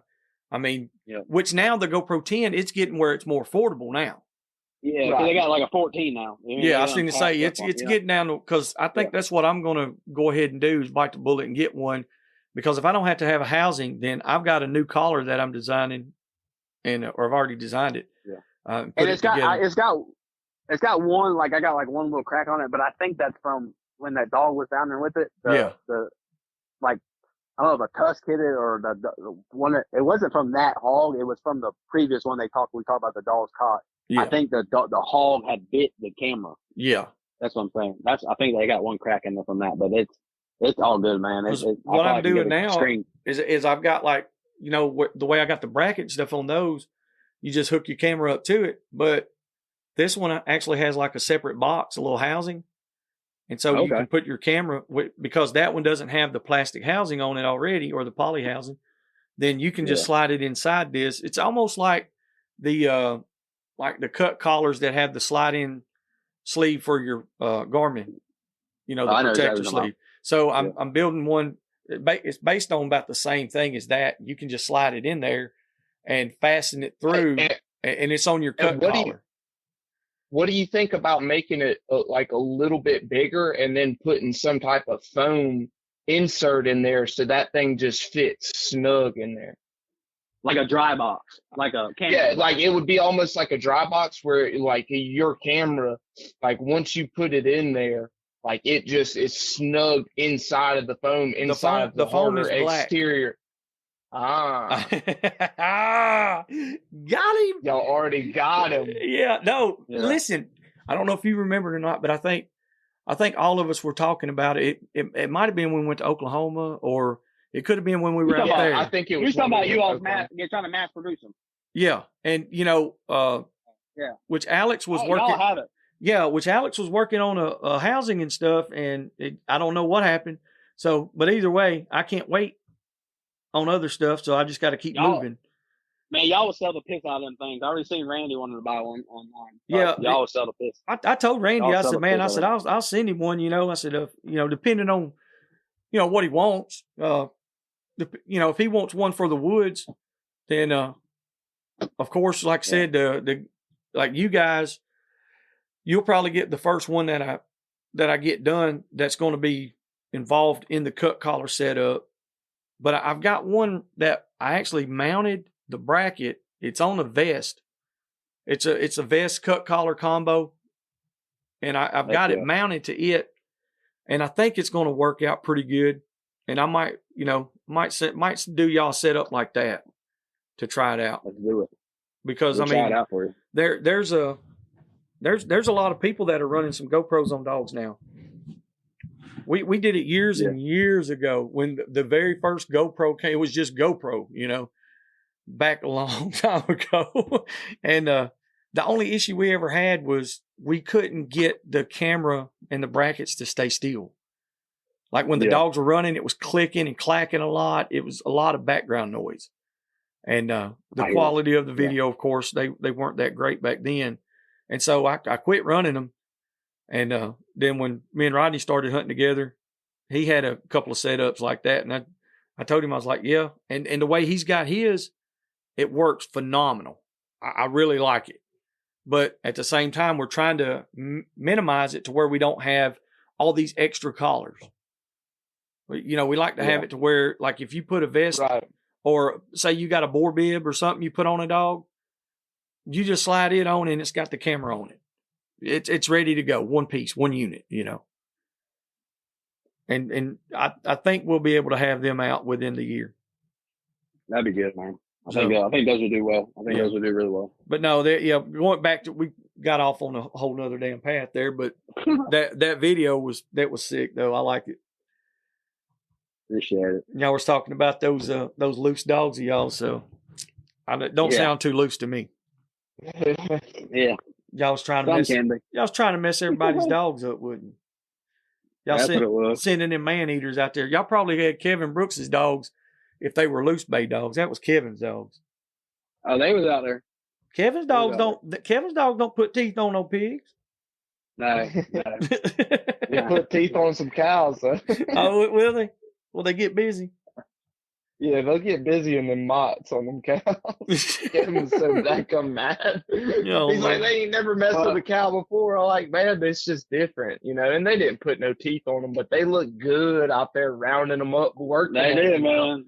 Man, the Texas boys was giving them hell, man. They're like, man, we could sell these dogs as stock dogs to these cowboys. Yeah, there's some day workers will buy and play a pretty penny for them things. Because, I mean, they were going out 700-800 yards and finding the cows in the middle of the motts. Really? That's crazy. Oh, yeah. But, I mean, I get it. Like you said, it's different. And they're around cows. I know they've been around cows before. Oh, yeah. Man, and we had you only lie about it, man. And Carter, I hope nobody gets mad at me. We didn't bring nothing. I ain't had a dog in the race, but we had PB out there, park and break with Josh Sanders and Kevin, one of Kevin's catch dogs, his old catch dogs. And man, they had a not gonna lie, they had a rough time catching them boar hogs and hogs out there. Did they not, Carter? Yeah, they did. But I mean, both of them dogs are getting kind of on up in age, you know. Yeah. We're, like you said, we always do good, bad, ugly. We don't talk about it. And they did their part. I mean, we eventually got to stop, but they did have. Listen, that's the things people need to talk about. They was saying, and they did have a miss or something, but they recuperated and we caught the hogs. And we're gonna shut down the video whenever Carter gets it made up. But that's what's wrong. People don't talk about that. That's the reality of it. The dogs have caught how many hogs you think over their lifetime?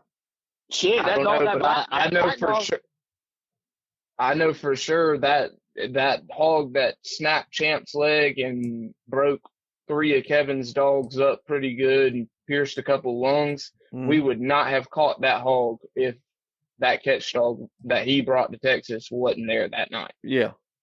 You know, and that dog single-handedly. That dark colored dog? Yeah. Is it Brindle? Yeah, the Sox dog.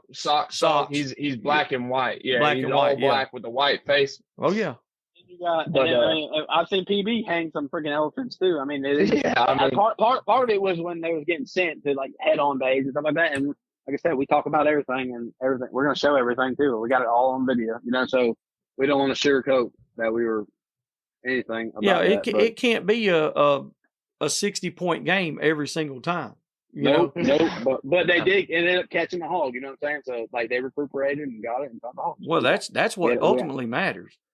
I've heard people say that their dogs don't miss or have never missed. Yeah, brother, that's a lie because they don't want to talk about it. Exactly. If you ain't never seen your dog miss, you ain't never watched him catch. Yeah, exactly. I told a guy that. Been to enough bays. Yeah, you ain't been enough bays. That's exactly. Yeah, I've told a few. I was like, "Well, you get to watch every time he catches." He's like, "Yeah." I was like, "Well, we just caught him in them briars. You couldn't even see 3 feet in front of you." And by the time the dog got there, that damn hog was going the other direction. So he either missed or something happened, you know? Yeah. Something happened. And I mean, it ain't even like just trying to prove people wrong. It's just like, dude, come on now. It's the truth. That's all it is. It's the truth. The best catch dogs that I've ever hunted with, I've just about seen all of them miss. Well, unless they got a dogo, they ain't never gonna miss. Oh, that dogo just swallow their head now, cause Yeah. they catch mountain lions with them dogs. Yes, sir. But even like me and Carter was talking about watching one of the Becker's videos not too long ago, and he posted some real stuff too. And Carter was like, he looked at me, he said, "I'm glad he put that in there." What was that about? Remember that? Who was it? Justin. Oh, Becker? okay. Oh, Becker. I didn't hear you. Yeah, no, I got you. Yeah. Me and Carter was watching a video, and he looked at me, and Carter was like, "I'm glad he put that in there." Yeah. I don't know if that was that his dog missed or he just didn't know where they were at. I don't remember. I don't remember exactly. It was something like that, but it's awesome to see people real. actually not sugarcoating nothing. You know what I'm saying? They put because he could have very easily cut it out, but it's real. Yes. That's what happens sometimes. Now, if it happens every time, you might want to reconsider your bulldog. Yeah, but that it happens sometimes. Yeah, it does, and I mean that's like over the years of all the dogs I've seen. I've been to, I couldn't tell you how many bays with Midnight and Sally, Rodney's dogs, you know. And one night, man, we were in this cornfield and there was an absolute stud. Like he was the only hog in there and there was 4 rows of corn shaking, you know. I was like, boys, this is a stud. Well, they were in there baying and I had 2 dogs go in there. Well, dude, they came back out. Rodney looked at me, he said, "What are they doing?" I was like, "I don't know." Well, they went back in there and bayed some more. And about 2 or 3 minutes later, they come back out because we were trying to figure out how we were going to get this hog. It was just us, you know. And here come my 2 dogs. They my 2 other dogs. They come cut across the field. And about the time they got there, Midnight Sally came back out again. Sally went back in there, but Midnight, she just didn't even want to go back in. And it was just, she was still young then, but that's my point. Dogs are going to have days that they're not 100%. And if you got a dog that has never turned its head, turned its tail to something or whatever, or missed, if you got a catch dog that's never missed or anything like that, let me know. And I want to see the videos and I'm not going to call you a liar. I want to see what you're feeding, and I want to be your friend. I want some of those dogs. Exactly.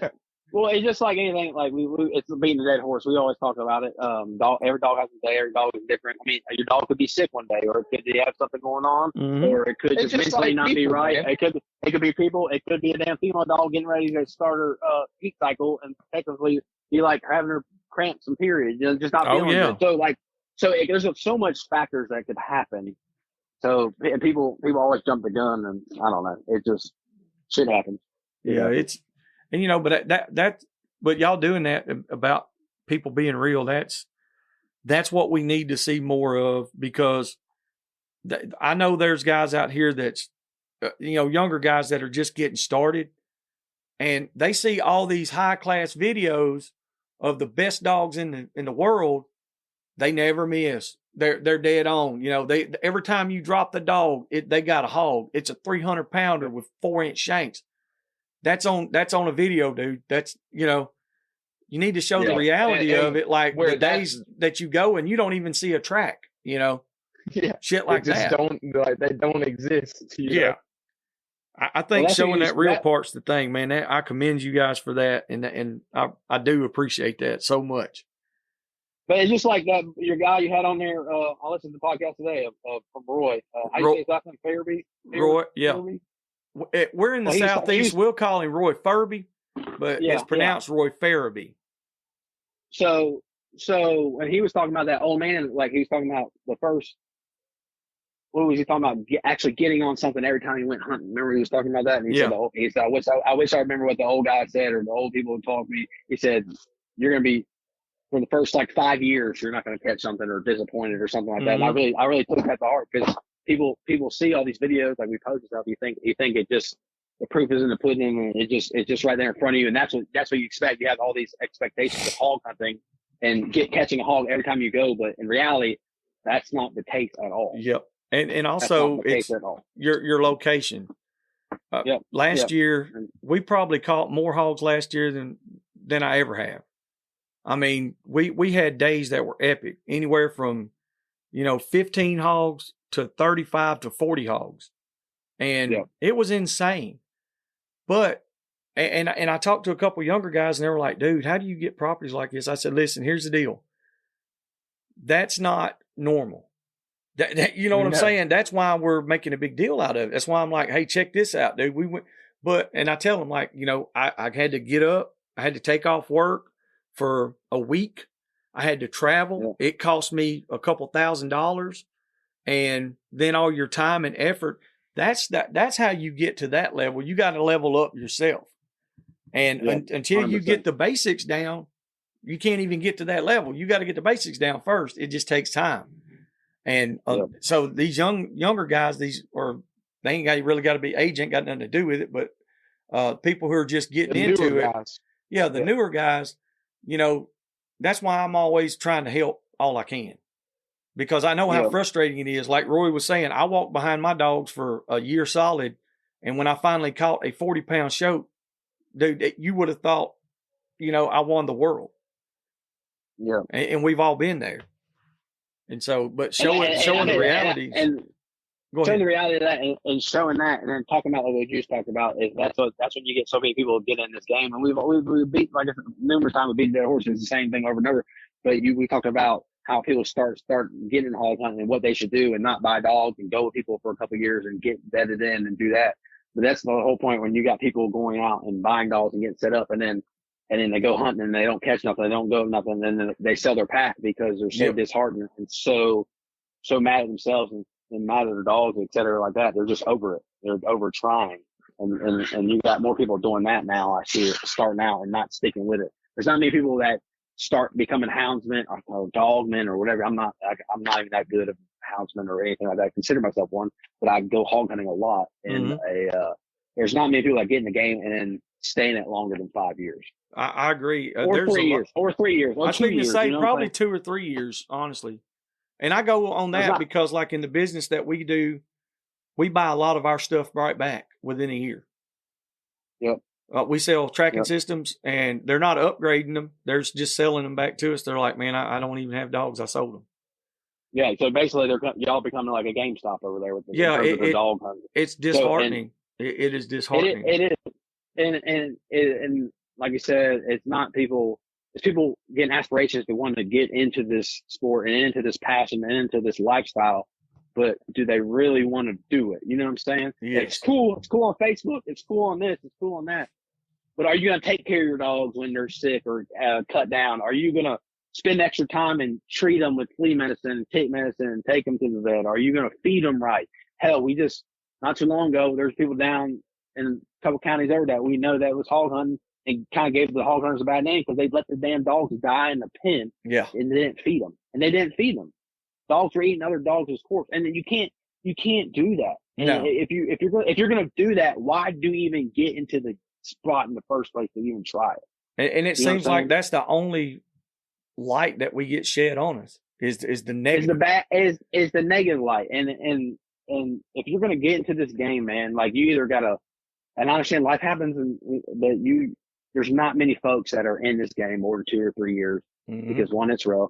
One, the time commitment. One, you got families, you got work and stuff like that. But you really got to make a vow to your dogs that you want to do it, because we don't do it just to catch hogs. We do it to see the dogs work. We do it to keep a tradition alive. We do it to hang out with friends, meet new people, and just love every aspect of that term. We don't do it just for freaking pictures on Instagram. Even though we have one of the biggest pages, we don't do it just because of that. I agree. And I've went to bat for you guys several times because we'll get into a discussion and somebody will talk about, videos and pictures and stuff. And they'll ask me, they was like, well, what do you think about those guys? I was like, well, when I first seen any of their content and stuff, I was like, well, it's going to be a couple more guys they're going to be here for a year or two, and then that's it. I said, and then I met them. And I realized that they don't do this for pictures and videos. They do this because they're dog men. Yep. 100%. And that's 100% a fact. I don't care if that we're friends or not. Even if we didn't even like each other and at all, if I know you and you're who you are, that's what I'm going to say, and if that guy like you're talking about let his damn dogs die and all that stuff, I'm never going to go run around and tell everybody that. I'm just going to say, hey, that shouldn't happen. You know, but that's the only light that gets shed on us is the negative shit. The positive stuff, like doing the Tulsa Standard hunt. And you look at the Dylan Dingler hunts. Jesus, man. The veteran hunts, all these things that hog hunters do, nobody ever says, hey, good job, guys. Y'all did a good job. And you know the problem with that is? Boil it down. You can boil it all the way down to taking a kid hunting. Yeah. I guarantee you hog hunters probably take more than anybody. Yep. Oh, yeah, and they do special needs hunts all the time, and veteran hunts like Logan Campbell, special needs hunts down in Craig's Outdoor Kids in Dublin. I mean, there's so much things like that, and it barely ever touches the surface. And, like, when I did this postal hunt, and you know how Carter was talking about, like, I really do try to bust my ass to get sponsors and do all that stuff and put the time and effort, because I really like doing that stuff, and I want to see it grow and just not be just some podunk freaking little thing.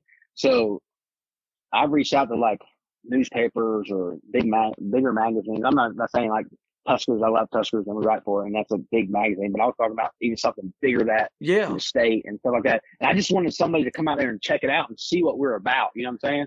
And nobody showed up. You know what I'm saying? I have a friend which is no coverage, and it's hard to see. That just a simple little coverage of a little bit of like coverage can go a long way. A long way with these folks, man. A long way.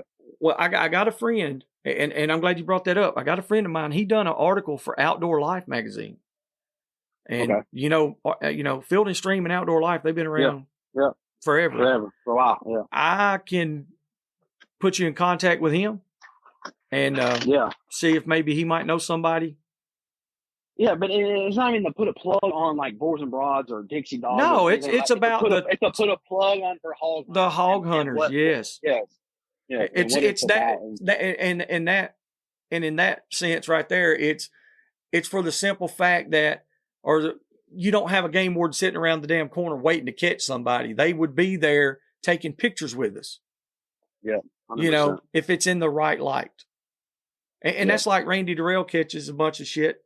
He did at first for sure when he was posting all these videos about goose and shedding this, you know, man, everybody don't need to see that, blah, blah. I'm like, I don't see anything wrong with the videos. You know, he's putting it in a positive light. But it's the older way of thinking that holds a lot of it back. And the older style of hog doggers, the guys that I know that were way older than me, those dudes were rough. Most of them were rough. I ain't gonna lie. And so there's a reputation that we have to surpass. 100%. And then our tradition and heritage, we got to pass it on. You know, and we need to do it in the best way possible.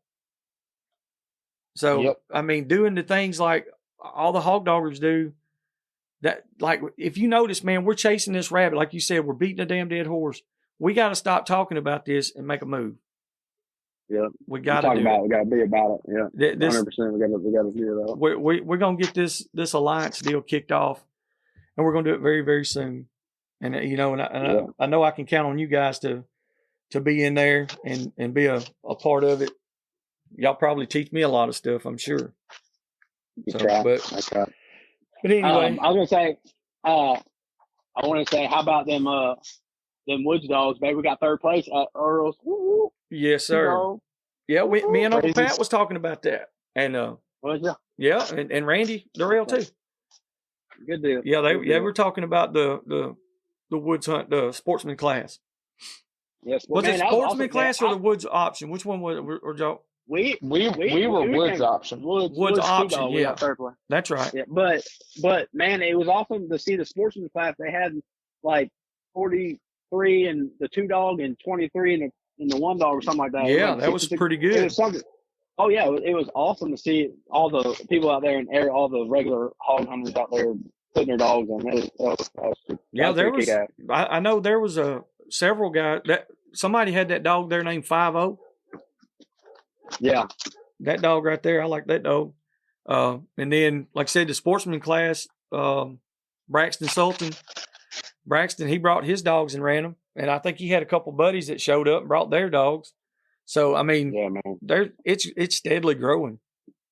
All I know is we had a daggum blast. If you're gonna go to Earl, go Friday and Saturday, or Saturday and Sunday. Like those are all the days are fun, but that was some. I'm glad we made it to them days. Yeah, it's definitely a good time. Well, hell, we was hunting because we thought the 2-dog wasn't going to start till what time? We didn't think it was going to start late Thursday. Yeah, we were early. Yeah, so we was out in freaking Yorktown, Texas, and it was like 7, 8 o'clock in the evening, and we was hunting, and we got a call from Braxton and said, "Hey, man, you got to be here to put your dogs in, or you got to put them in your names in tonight because they're starting at 8 in the morning." We were like, "Oh God!" And they didn't send out the list yet. So we had to load up everything, go eat real quick, and then we freaking drove 7 hours from Yorktown to Winfield. And man, that was a rough drive.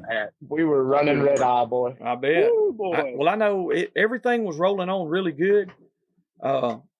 Usually we're in a time crunch, and it's just it's so stressful, and it pull an all nighter on Saturday nights because the dogs are baying all night long.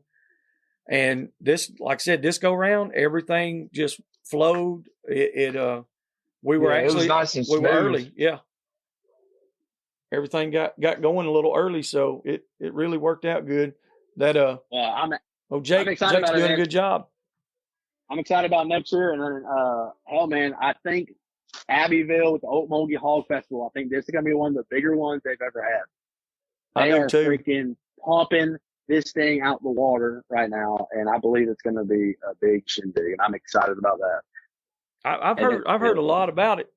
I've never been. Well, last year the bay ended at like 4 o'clock, 5 o'clock. This year I don't know what's going to happen. They better start earlier than they're thinking because this we're going to be running into Sunday on this one. No, for real, I'm not even joking. It might be good that late because there's so many people coming and going to enter. They're going to have to cap it off because you're going to have so many people from Florida are pumping this thing out the water. And like Florida doesn't have, obviously they don't have anything. So this is like one of the closer ones to them. Yeah. They're going to be coming. The South Florida people are going to be there. We're going to be there. I know we're coming. They can just go ahead and write that check out to Dixie Doggers, bud. I'm bringing I'm telling you, utter and sheer chaos is coming with me. Oh yeah. And I'm running with his daddy. Yeah. Oh yeah. Okay. Yes, sir. I talked to Miss Joy, and she told me. She said, "Yeah." She said, "If I'm going," she said, we'll run them with their dad." So that old Clyde dog she got's a pretty good dog. He's pretty solid, ain't he? Yeah. So Miss Joy's such a badass, man. Dude, she is such a badass. Yes, without a doubt. I'm talking about she's a bad. I'm telling you. She's a bad mamma jamma. Right yes, there. sir. She's a good one. She She's a good definitely person, is. good-hearted. She don't play. I like her. I like her a lot. She's always been one of the most supportive people we've ever met. Since she's real as it gets too, man. 100%. So 100%. Well, you guys got anything else? We've been at it about 2 hours now. So you got anything else you want to add or talk about right quick before we wrap this one up? Or we can go on. We can go on for another 2 hours and do 2 parts. Or I don't care. No, it's up to y'all. I know you've been busting your tail and getting these episodes ready. So we've been knocking them out. Yeah. I'll save my questions for the next one. How about that? Hey, whatever you want. Hey, fire away, brother. I'm ready. All right. No, man, we can have another episode. We'll see you. No, all right. We'll do that again. We're gonna. Yeah, that's what we'll do. I'll let you. I ain't gonna make you. You interview. Get your questions. You and Carter both get about 3. Yeah. 2 or 3. You on the spot. And then y'all can interview. It ain't gonna be just. Yeah, y'all can interview me on the next one. I want you and Nate. I want to hear. They said you got to be on the next one. Nate, they're going to interview both of us. All right. We're going to ask y'all some questions. All right, bet. We'll do that. Yeah. All right, man. Well, man, we appreciate y'all so much, dude. Absolutely, brother. Appreciate you, man. Appreciate you so much. All the support you guys give us and all the support that y'all give the hog dog world in general. Man, it just don't think that it doesn't go unnoticed. And I know there's negative people here and there, but the good outweighs the bad. So that goes the same. That goes the same to you, man. Oh shit, we just hanging on. We riding y'all's coattails. Shoot, man, but for real, like y'all's podcast, it's one of the bigger ones. There's been not quite a few. I mean, there's been a few that have tried it and not succeeded, and y'all pushed through it, and y'all are succeeding really well. We're gaining some traction. A lot more listeners. There's a lot more people listen to the podcast than what you probably even. It surprised me, man. And there's a couple of times where, like at the Tulsa Standard Hunt, there was so many guys that come up, just shook the hand. Hey, man, we've listened to this and or this episode and blah blah blah. And I'm like, damn, And my phone gets a notification when y'all drop a new episode, and I look forward to it when I wake up in the morning. I listen to it. I'm driving to work, or I'm on a tractor, or I'm cutting grass, or working out. I'll be listening to y'all, and I'll be listening. I'll start, if I will go through them all, I'll go back to the very first episode and start listening again. And that's what I like to do, and I love hog hunting. Good. I love and I just like hearing about it. And man, it's really awesome what you guys got going. Please don't ever stop. That's like I said, that's why we've really buckled down here the past few weeks, past couple months really, and started putting them out. If people that's been keeping up with us, they'll notice that we're putting them out quicker and quicker and more. And it's because of that simple fact. I talked to Scott Lanier.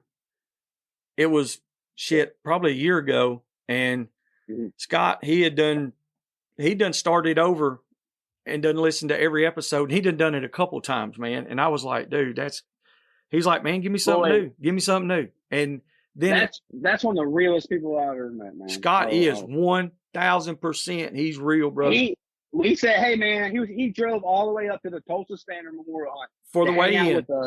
And we said, man, are we gonna see at Earl's? He said, man, I had to make a choice of whether I'm going to Earl's or this, and I chose this. Hang out with y'all. That is so freaking real.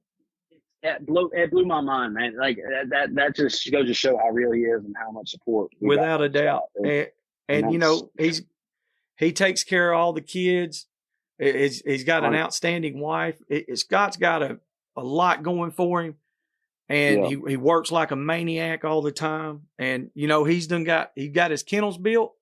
Scott took it and did it the right way. He said, look, I've done this before. I've been out of it a long time. Now he's getting back in it. He got all his stuff situated, got his yard right, built his kennels. Then he gets a dog. Scott, he's a smart man. Yeah, he got him a pen dog. He's got him and the kids going to the bays and stuff, and he's going to be coming. I'm pretty sure he'll be at Abbeville too. So, heck yeah, that dude right there, like I said, he's as good as it gets. But you got guys like y'all are the reason that we're doing this stuff, is because it's like I don't know why in the hell y'all like listening to talk about hog dogging, or whatever we talk about, but I appreciate it. 100%. Like I wish that we met a guy at Earl's too, and I was trying to tell Carter that, like, to show him try to get these videos out when we make these little hunt videos. Because the one guy's like, man, I work on the oil rigs, and I get off the oil rigs when I'm offshore and I get back on land.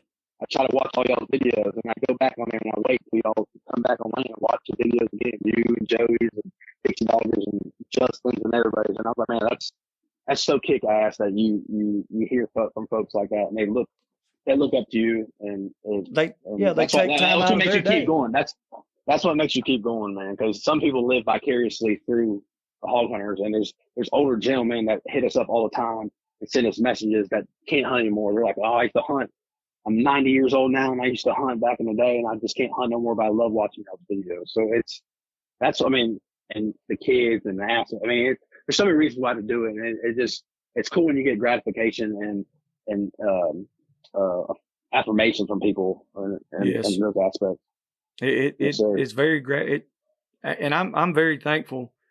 And I'm, like I said, I could ramble on and just keep on about it, man. I don't know what else to say, but like we're trying to get to the point to where we can get enough ads and get some ad revenue to build it up bigger. We can get more equipment.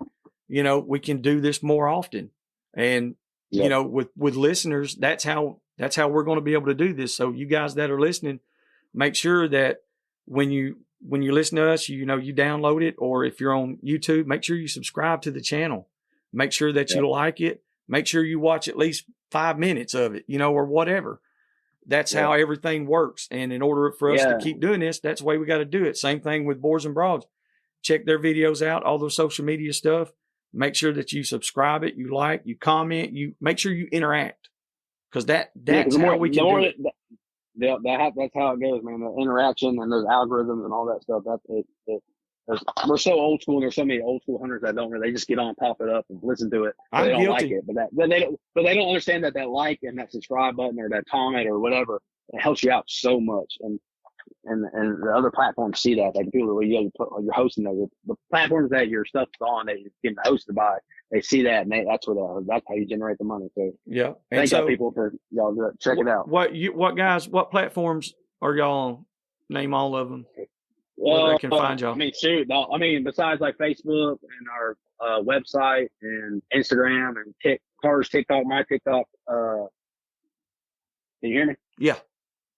Hear me? Sorry, my headphones just died.